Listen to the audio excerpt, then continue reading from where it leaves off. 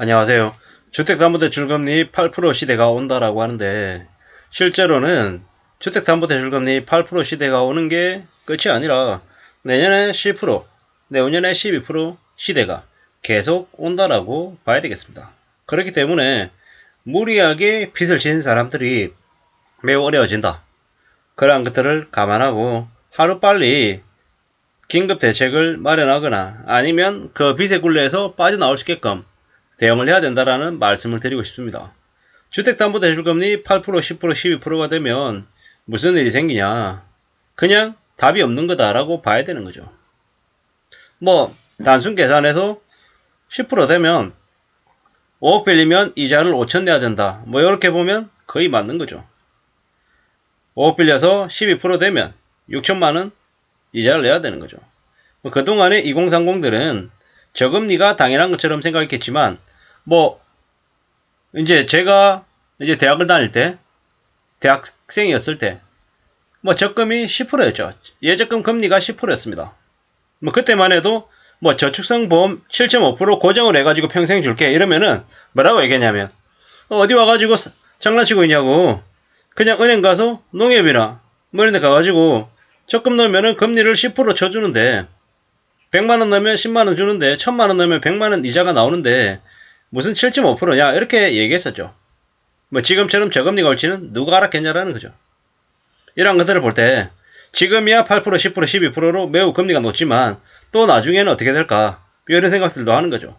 뭐 당장 2, 3년 뒤가 아니라 10년 뒤 아니면 뭐 한 7, 8년 뒤쯤 5년 이후쯤 그때도 또 저금리 시대가 오지 않을까 이런 생각들도 해보는 거죠. 왜냐 지금이야 부채를 정리해야 되니까 금리를 대폭 올려가지고 뭐 이래저래 부동산이든 주식이든 자산 정리를 수축을 하는 이제 시기가 이제 오겠지만 나중에 또 이제 다시 펌프질 해가지고 분위기를 또 바꿔야 되잖아요. 뭐 지금 현재 3, 4, 5, 6 한 2026년쯤 되면 뭐 집값도 되게 많이 떨어져 있고 사람들이 이제 집을 안 사고 이러면은 다시 분위기를 이제 바꿀 거라는 거죠. 취득세 등록세 감면해줍니다. 양도세 없애줍니다. 종부세 없애줍니다. 뭐 1가구 3주택까지는 뭐 중과세 안 하고요.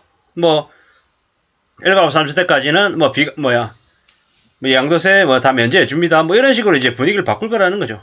그리고 언론에 이제 어디 아파트 분양받아가지고 분양권 피가 프리미엄이 2억 붙었대, 3억 붙었대. 뭐 다시 또 그때가 되면 펌프질해서 분위기를 바꿀 거라는 거죠. 뭐 저도 이제 집을 사서 이제 평생 살 생각을 가지고 있는데 뭐 한 2026년쯤부터 뭐 빠르면 2025년 하반기부터 이제 어디에 집을 싸게 사야 되나 하고 궁리하면서 다니게 될 거라는 거죠. 지금은 아니라는 거죠. 지금은 뭐 주담대 8% 시대가 오면 뭐 이제 지금은 집을 뭐 사겠다 뭐 이런 생각들은 할 수 없는 거고요. 지금은 뭐 절대로 무리하게 뭘 궁리해서는 안 되는 시기인 거고요. 뭐 나중에 이제 지금의 이 이제 무리하게 이제 B2 연끌한 사람들이 이제 어려워지고 난 이후에 나중에 이제 좀 조정하는 이제 시기가 이제 지나가고 난 다음에 그때쯤에서 주택구입 부담지수 뭐 100 이하가 됐을 때 그때쯤에서 이제 봐야 되지 않을까 이런 생각들을 하는 거죠. 그냥 막연한 얘기입니다만은 뭐 지금 이제 15억 가던 아파트가 나중에 이제 5억까지 내려가지 않을까 조심스레 생각하는 거죠. 20억 가던 게 7억이 되지 않을까. 뭐 30억 가던 게 뭐 11억, 12억 하지 않을까 이런 생각들을 하는 거죠. 왜냐? 그게 뭐 실제로 2014년, 2015년쯤 가격이니까요. 그동안 한 2016년쯤부터 해서 2021년까지 집값이 너무 많이 올랐죠. 뭐 근데 웃기는 건 뭐 자전거래 규모가 너무 많았죠. 거래했다고 하고 취소한 건수가 너무 많았다라는 거죠. 뭐 19만 건인가요? 뭐 사실상 그 제대로 된 거래라고 볼 수 없는 것들이 너무 많았고 그러한 것들이 시장을 교란시켰다라고 봐야 되는 거죠. 뭐 지금은 시장금 금리 8% 주담대 8% 시대가 온다라고 하지만 8% 시대가 오는 걸로 끝나는 게 아니다. 10% 12% 시대까지 온다라고 봐야 되는 거고 지금은 무리하게 빚을 내서 뭔가를 하는 게 말이 안 되는 시기인 거죠. 뭐 그래서 어쩔 수 없이 지금은 집을 살려고 해도 주식을 하려고 해도 하기가 어렵더라 라는 겁니다. 그리고 좀 두고 보면 지나보면 어떻게 되느냐.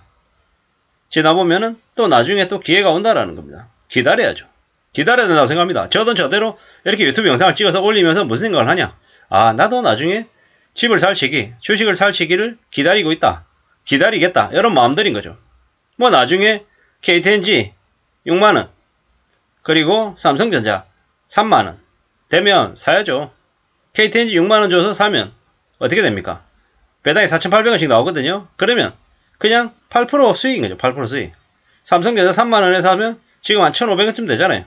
배당률 한 5% 된다라고 봐야 되는 거죠. 나중에 이제 3만원에 삼성전자 사면 주가가 한 3배 이상 오를 수 있는 여지도 있고요. KTNG도 마찬가지고 2배 이상 오를 수 있는 여지도 있고, 뭐 부동산도 마찬가지. 아주 싸게, 아주 뭐 빚을 최대한 덜 내거나 아니면 빚 없이 집을 산다라고 하면 어떻게 됩니까? 뭐 살아가는 데 있어서 든든한 버팀목이 되는 거죠. 한국은 나중에 뭐 어떤 시기 되더라도 일본처럼 잃어버린 20년 30년 이렇게 부동산을 아예 그냥 외면하는 일은 없을 것 같습니다. 뭐 한국은 좀 역동적이고 언제든지 부동산을 통해 가지고 돈을 벌려는 생각들이 계속되고 있기 때문에 부동산 관련해서 거품과 뭐 줄 세우기 아니면 집값 올리기 이런 것들은 아마 앞으로도 계속될 거다라고 봐야 되는 거죠. 나중에 뭐 분양시장이 얼어붙고 하면 뭐 정부나 아니면 관계각처에서 관련 업계에서 알아서 떴다방을 부르고 알아서 뭐 프리미엄 얘기하고 분위기를 또 만든다라는 거죠. 그런 시기가 오면 그걸 신호로 이제 봐야 되는 거죠. 줄 세우기 하는 신호. 다시 분위기 띄우겠다. 자전거래 가지고 가격 올리겠다. 이런 걸로 이제 봐야 되는 거죠. 지금은요? 지금은 아니다라는 거죠. 지금은 뭐 변동금리가 78%죠. 78%인데 변동금리라는 건 언제든지 이제 오른 이자가 반영이 된다라는 거죠. 뭐 이러는 거죠. 뭐 이제 한국도 10월달과 11월달에 둘 다 빅스텝을 하면 1% 오르는 거죠. 1% 오르면 기준금리 3.5% 되면 뭐 연말에 이제 그만큼만 올라가도 상당금리가 8% 된다는 거죠. 뭐 이게 이제 얼마나 이제 부담이 될지 사실 두고 봐야 된다라는 거죠. 함부로 무리하게 빚을 안 내는 게 좋겠다라는 말씀을 계속 드립니다. 지금 상황이 여의치 않기 때문인 거죠. 빚내서 뭘 하겠다라는 생각을 안 갖는 게 좋다. 함부로 그런 생각을 버려야 된다. 이런 말씀들을 계속 드리고 싶습니다. 왜냐? 그래야 삶을 지킬 수 있기 때문입니다. 삶을 지킨다라는 거 참 쉽지 않은 얘기입니다. 어렵습니다. 하지만 우리가 계속 해내야 되는 거다 라는 말씀을 드립니다. 주담대 8% 시대의 말이죠. 이상입니다.